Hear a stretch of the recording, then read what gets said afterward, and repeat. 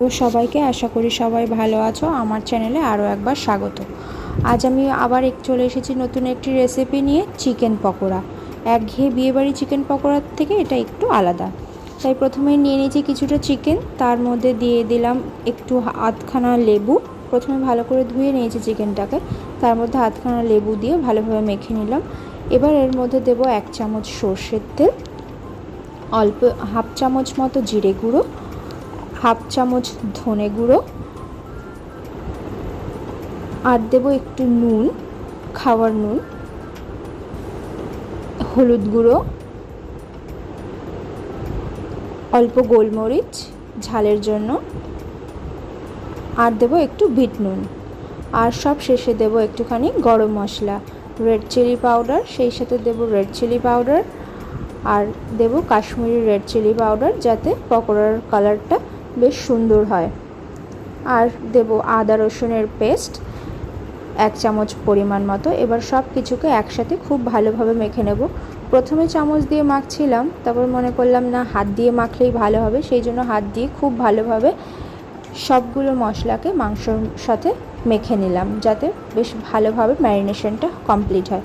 ব্যাস এই ভালোভাবে মেখে নেওয়ার পর এবার এর মধ্যে দিয়ে দেবো 1 চামচ পরিমাণ টক দই, আর দেবো সাথে একটা ডিম দিয়ে এবার এই দুটো মিশ্রণকেও আবার ওই চিকেনের সাথে খুব ভালোভাবে মিশিয়ে নেব।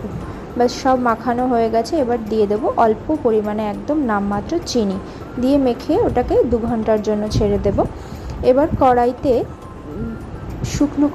শুকনো খোলায় আমি 2 চামচ মতো বেসন নিয়েছি, নিয়ে একটু ড্রাই রোস্ট করে নিচ্ছি, এতে পকোড়ার টেস্টটা খুব ভালো আসে।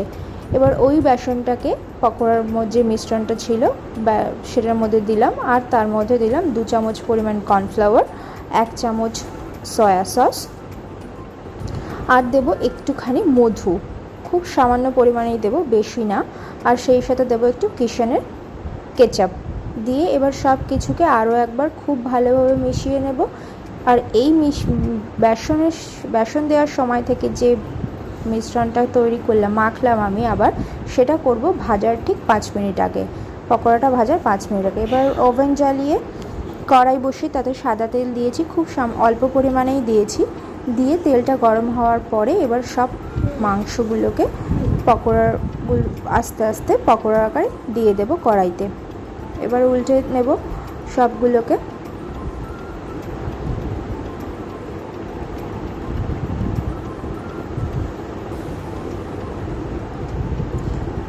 কাশ্মীরি রেড চিলি পাউডার দেওয়ার ফলে কি হয়, পকোড়ার কালারটা বেশ সুন্দর আসে।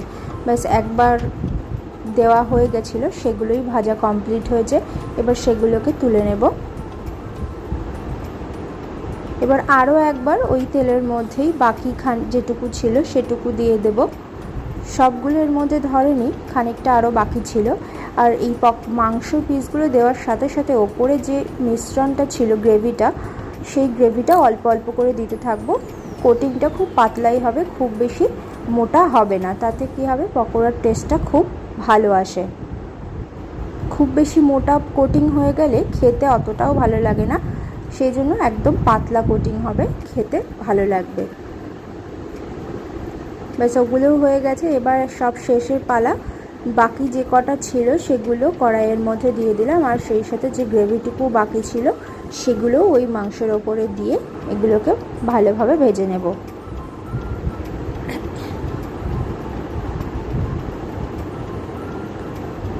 এভাবে আর গ্যাসের ফ্লেমটাকে রাখবো মিডিয়ামে। এভাবে ভাজলে কি হবে, মাংসটা হবে সুন্দর, বেশ নরম ভেতর থেকে, আর ওপর থেকে বেশ ক্রিস্পি হবে। ব্যাস এই হলো ফাইনাল লুক। এই হয়ে গেছে আমার সবগুলো পকোড়া একসাথে। খেতে খুব ভালো হয়েছিল, ভেতরটা খুব নরম হয়েছিল, আর ওপর থেকে একটু ক্রিস্পিও হয়েছিল। ওপর থেকে কিছু লেবু আর কিছু স্প্রিং করা অনিয়ন রিং করে কেটে নিয়েছিলাম, পেঁয়াজগুলোকে নিয়ে এর ওপর সাজিয়েছিলাম, আর ওপর থেকে দিয়েছিলাম একটু গোলমরিচ। একটু ঝালের পরিমাণটা কম হয়েছিল তাই। এই যে হয়ে গেছে পুরোটা। যে দেখো মাংসটা কতটা সফট হয়েছে, আর ওপর থেকেও বেশ ক্রিস্পি ছিল আর জুসি ছিল। ভিডিওটা ভালো লাগলে লাইক করবে, শেয়ার করবে, কমেন্ট করবে। আজকের মতো এখানেই শেষ করলাম, টাটা।